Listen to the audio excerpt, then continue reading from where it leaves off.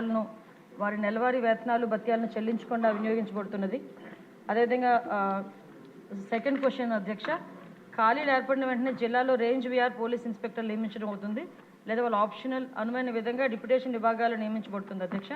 Postings ఇచ్చిన వెంటనే waiting వ్యవధిని క్రమబద్ధీకరించి వేతనాలు పొందడం అవుతుంది. కావున వెయిటింగ్ వ్యవధిలో ఇన్స్పెక్టర్లు ఇబ్బందులు ఎదుర్కొంటున్న విషయం వాస్తవమే. ఎందుకంటే వారు పోస్టింగ్స్ పొందిన తర్వాత వారు వేతనాలు అయితే పొందడం అవ్వాలి, కానీ లాస్ట్ 5 years కూడా వాళ్ళకి ఆ వేతనాలు ఇవ్వకుండా చాలా ఇబ్బందులు పెట్టిన పరిస్థితి కూడా వాస్తవం అధ్యక్ష. అదేవిధంగా మనకి థర్డ్ క్వశ్చన్కి అవునండి, 4 wheelers ఒక్కొక్కరికి కూడా ఒక్కొక్క నెలకి 120 లీటర్లు, 2 wheelersకి 25 లీటర్లు పెట్రోల్ అనేది ఇవ్వడం జరుగుతుంది, పెట్రోల్ డీజిల్ అనేది ఇవ్వడం జరుగుతుంది. ఇది సహజంగా సరిపోదు. కావున శాంతి భద్రతలు డ్యూటీలు, విఐపీ డ్యూటీలు వంటి క్షేత్రస్థాయి డ్యూటీలు నిర్వహించేటప్పుడు అధికారులు అనేక ఇబ్బందులు ఎదుర్కొంటున్న విషయం కూడా వాస్తవం అధ్యక్ష. దీనికి కూడా ఇప్పుడు నెలకి 300 లీటర్లు 2 wheelersకి అయితే 50 లీటర్లు చేయడానికి కూడా ఒక ప్రపోజల్ అయితే ఉంది. దాన్ని కూడా కార్యరూపంలో దారుస్తాం అధ్యక్ష. అదేవిధంగా 4వ క్వశ్చన్కి అధ్యక్ష, అవునండి, పెట్రోలింగ్ మరియు విఐపీ భద్రతా డ్యూటీలను అదనంగా నిర్వహించడానికి క్షేత్రస్థాయి అధికారులు వినియోగించిన పాత వాహనాలతో పోలీస్ శాఖ చాలా ఇబ్బందులు ఎదుర్కొంటుంది. శాఖ కూడా వాహనాలు తీవ్ర కొరత ఇబ్బంది పడుతుంది అధ్యక్ష. ఎందుకంటే దీనికి 2014లోనే 2018లోని టీడీపీ గవర్నమెంట్ అధికారులు ఉన్నప్పుడు మాత్రమే సుమారుగా 150 కోట్లు, 2014లో 100 కోట్లు, 2018లో 50 కోట్ల రూపాయలు వెహికల్స్కి శాంక్షన్ చేయడం జరిగింది, వెహికల్స్ కొనడం జరిగింది. 2021లో 17 కోట్లు పోలీస్ శాఖకి నూతనంగా వాహనాల గురించి వాహనాలు అయితే కొన్నారు, కానీ దానికి బిల్స్ కూడా పేమెంట్ చేయకపోవడం వల్ల ఏపీ పోలీస్ని లాస్ట్ గవర్నమెంట్లో మహీంద్రా వాళ్ళు బ్లాక్ లిస్ట్లో పెట్టుకున్నారు అధ్యక్ష.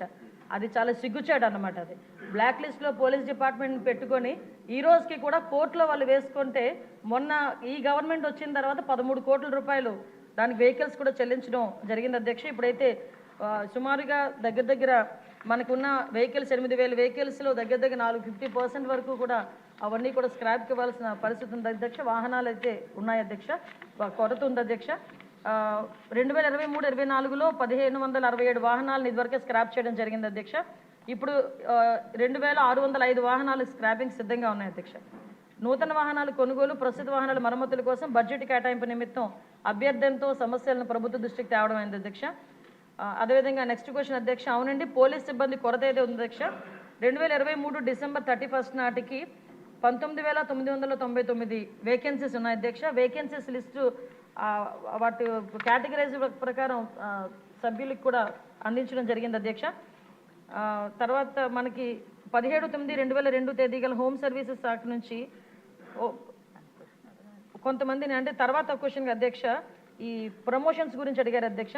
17/9/2002 తేదీ గల హోమ్ సర్వీసుల శాఖ జిఓఎంఎస్ నెంబర్ 280, 30/12/2011 తేదీ గల హోమ్ సర్వీసుల శాఖ జిఓ నెంబర్ 301 ద్వారా తీవ్రవాద, ఉగ్రవాద సంబంధిత శాఖల్లో విశిష్ట సేవలు అందించిన పోలీస్ సిబ్బందికి తర్వాత ఉన్నత హోదా, యాక్సిలరీ పదోన్నతులను ఇవ్వడానికి ఒక కార్యవిధానాన్ని రూపొందించడం జరిగింది అధ్యక్ష.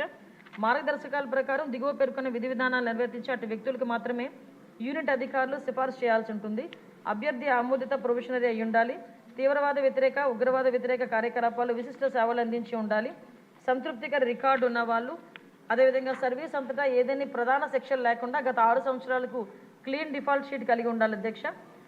అదేవిధంగా డిఎస్సి సివిల్ డిఎస్గా పదోన్నతి పొందేందుకు సర్వీస్ నియమాల అర్హత విధానాన్ని నెరవేర్చిన అతను లేక ఆమె ఉంటే